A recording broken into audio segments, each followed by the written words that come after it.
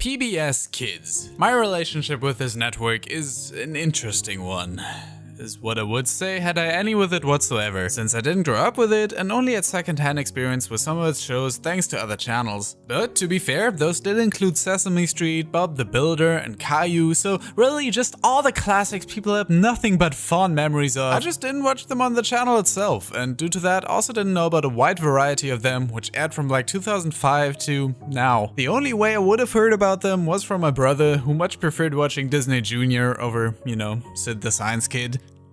Yes, I know I look like him, you can stop pointing it out now. So since I didn't grow up with it, you might as well assume that WordGirl, a PBS Kids show that first aired in 2013, was a bit of an odd choice for me to make a video on. It's an educational series way out of the age range the majority of my viewership is in, which also includes about 3% senior citizens. Don't know how to feel about that. So what could I possibly have to say about it other than it's fulfilling its educational purpose, or isn't? Why would I make a video on this show and not any of the other 100 that were airing there at some point? Well, it's simple really. I like covering shows no one else has talked about on this platform, even though they seem to have touched so many over the course of their run. It's somewhat of a nostalgic experience to at least someone, even if it isn't for me personally. Be it one aimed at younger viewers or a bit of an older demographic that ultimately shouldn't matter. Look at Sesame Street alone. That show easily managed to transcend the age barrier and be both educational to kids and entertaining to their parents. So who's to say that WordGirl isn't able to evoke that same experience with a rating of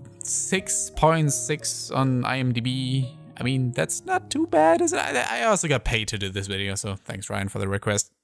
And word up, it's WordGirl from the planet Lexicon. With a vocabulary that astounds and a monkey sidekick Captain Huggy Face by her side, she tries to save the world through protecting it from evil and making her villains quite literally eat their own words. Whenever she isn't, Becky is just your average elementary schooler trying to maintain a secret identity and basically teach kids to be a better person along the way. As the show is aimed at about 4 to 9-year-old children, there's about as much morality in here as you would expect, but mixed in with about 2 or 3 new words each episode, which it quizzes you about right after the end of each episode with the game show May I Have a Word. A fun and engaging way to test the viewer's knowledge and cap off the events that just transpired. It's not as groundbreaking as, say, Arthur saying gay rights, but still educational enough for kids to have merit on its own, and beyond that has also been a pretty entertaining watch for me. And obviously going into the show I wasn't expecting much. Not only am I clearly just miles above the target demographic, but also not all too interested in watching what seemed to be a pretty poorly made Flash animated show, which, yes, I still think the show is cutting corners here and there, but that's to be expected, and the show made up for it with some very charming character interactions and tongue-in-cheek humor, which made me laugh too from time to time. Yeah, it's silly, but obviously I can't set my standards too high for a show aimed at pretty young kids, and there's a reason the show has been going on for as long as it did, which,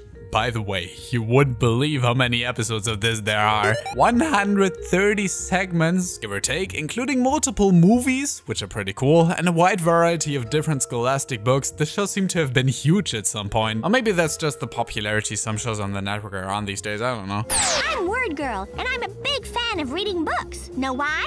Because books are made up of words. Remarkable, dazzling, sensational words. Fact of the matter is, the show is hard to it, and that especially shows in Becky's interactions with her family, her and Captain Huggy Pants, which are just very charming to see together, and like I said, how the show never takes itself all too seriously. I mean, the main villain is a human rat with an additional brain on his head, while the other is a human sandwich, which doesn't even make sense, cause a male witch would be a warlock. It's a sand warlock. Gara! IMDb describes the show as satirical yet educational, which is a pretty accurate description. There's probably kids out there who are already aware of the words that I try to teach them, like design and confusing, which stand next to some like exasperation, which they would really hammer in at times. Exasperating.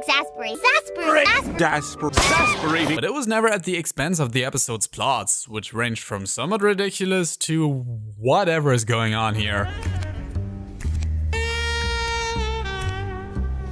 And they would also balance that out with these interview segments at the end of each episode where they had kids tell us what their favorite words were, which also reminded me of what they would do on Bear in the Big Blue House back in the day. I wonder where those kids are today. What have their lives turned into? How many of their Kickstarter campaigns were successful? Just one?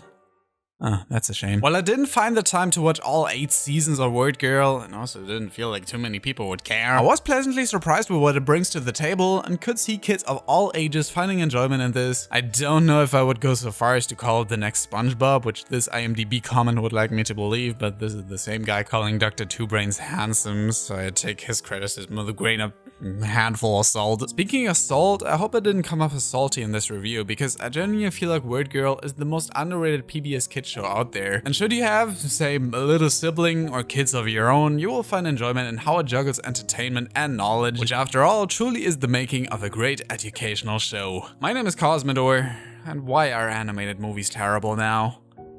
They aren't.